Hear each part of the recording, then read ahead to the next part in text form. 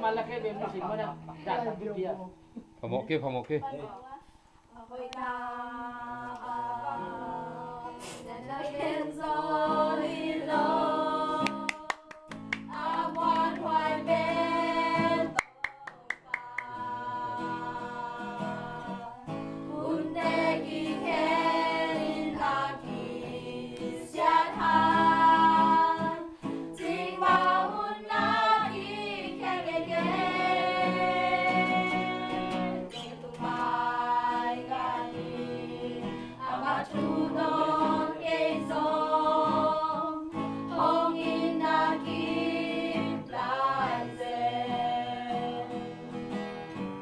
Now bangin hongin nalian wae lung damin tong bagong padi.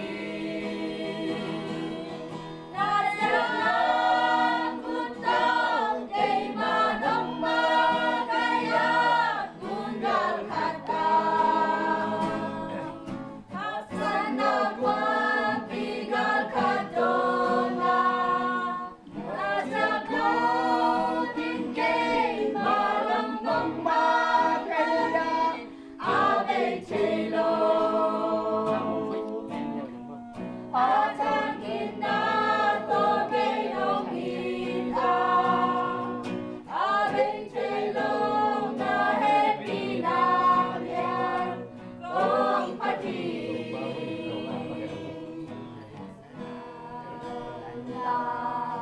Ang ipagdudyang dong on sukin ang dongya.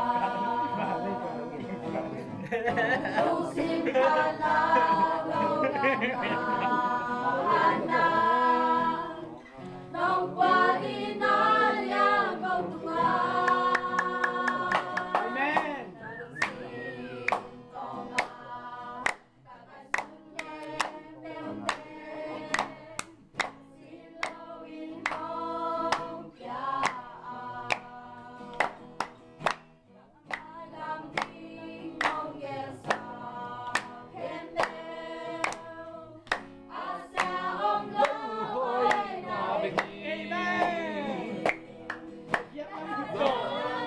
Kuto kay manong makaya tunggal mata. Asan nagwang pigal kadona nadyang kutin kay malambang makaya abay chelo. At ang inato kay nong ita ating Taylor na happy na liyan kong paki.